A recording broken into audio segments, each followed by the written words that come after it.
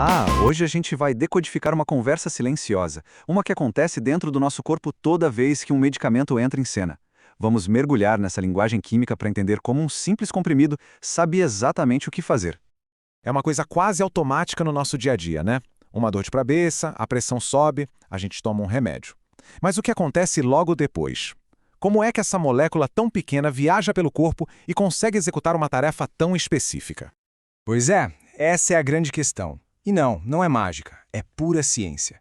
É uma comunicação muito precisa, quase como um idioma químico entre o medicamento e as nossas células. E hoje a gente vai começar a entender esse dialeto. Então vamos começar do começo, a conversa entre o fármaco e a célula. Dá para pensar nisso como o primeiro aperto de mão, sabe? O momento exato em que a comunicação começa. A ciência que estuda tudo isso tem um nome: farmacodinâmica.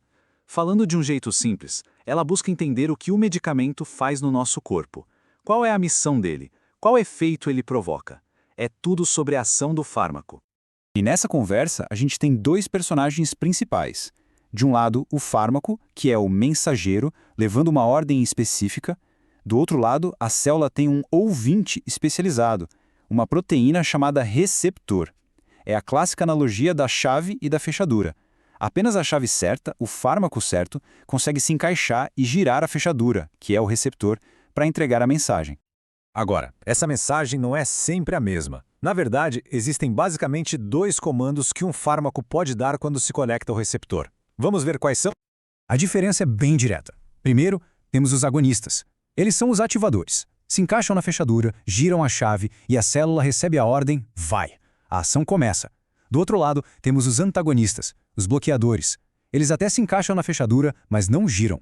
Só ficam lá, ocupando o espaço e impedindo que a chave certa entre. O comando deles é bem claro: pare. E olha só esse gráfico. Ele mostra isso em ação.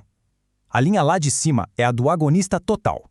Ele ativa o receptor com força máxima, gerando o maior efeito que dá. Agora repara na linha do meio, do agonista parcial. Ele também ativa, mas com menos intensidade, sabe? O efeito é mais fraco.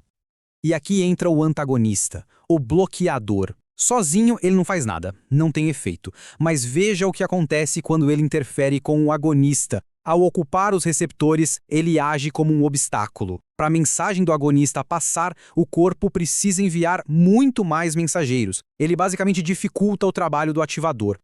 Certo. Então um fármaco pode dizer vai ou pare. Mas quão alto ele fala? E qual é o resultado máximo que ele consegue atingir? Isso nos leva a dois conceitos super importantes: potência e eficácia. Para entender isso, os cientistas usam uma espécie de mapa, a curva dose-resposta. É bem simples de ler. No eixo de baixo, na horizontal, temos a dose do medicamento. E no eixo vertical, subindo, a gente vê a resposta do corpo. É talvez a ferramenta visual mais importante da farmacologia. O primeiro conceito é a potência. E potência tem tudo a ver com quanto. Um fármaco que é muito potente precisa de uma dose bem pequena para já fazer um grande efeito. A analogia do botão de volume é ótima. Um fármaco potente é aquele que com só um toquinho no botão o som já fica super alto. E este gráfico A ilustra isso perfeitamente. Dê uma olhada nos fármacos A e B. Os dois conseguem chegar no mesmo efeito máximo, na mesma altura. Só que para chegar na metade desse efeito, o fármaco A precisa de uma concentração bem menor. Por isso a curva dele está mais à esquerda, ou seja, o fármaco A é mais potente que o B. O segundo conceito é a eficácia. Aqui a pergunta muda. Não é mais quanto, e sim qual o máximo. Eficácia é o maior efeito que um remédio consegue produzir. Não importa o quanto a gente aumente a dose. É o teto. Voltando para a analogia do som, é o volume máximo que aquela caixa de som consegue chegar. E no gráfico B, a diferença fica clara. É uma questão de altura.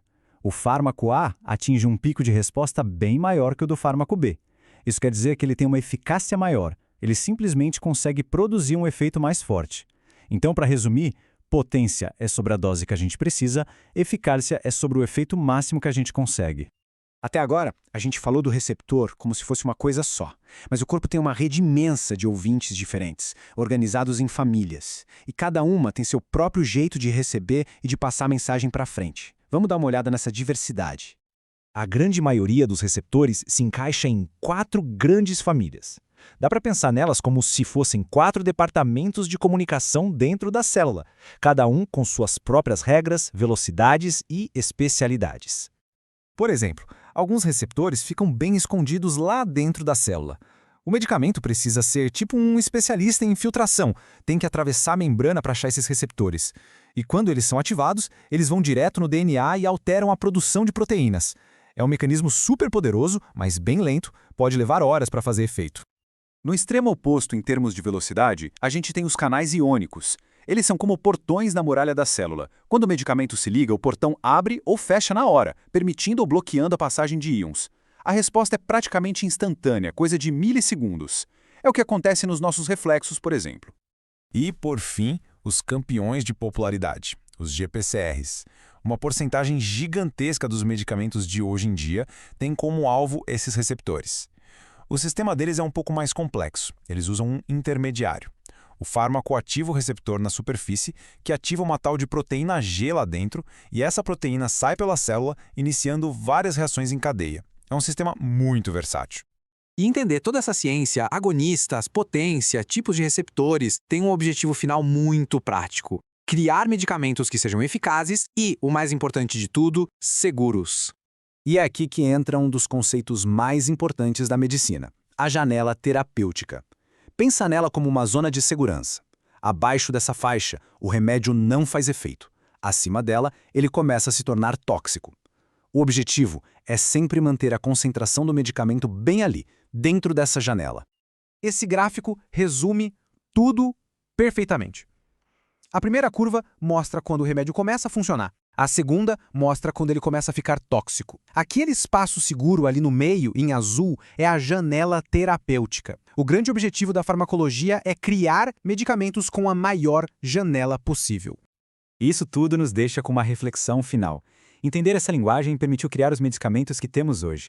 Mas o desafio não para. O futuro da medicina está em criar mensageiros cada vez mais específicos, mais inteligentes, que saibam exatamente com quem falar, o que dizer e, talvez o mais importante, quando é hora de ficar em silêncio.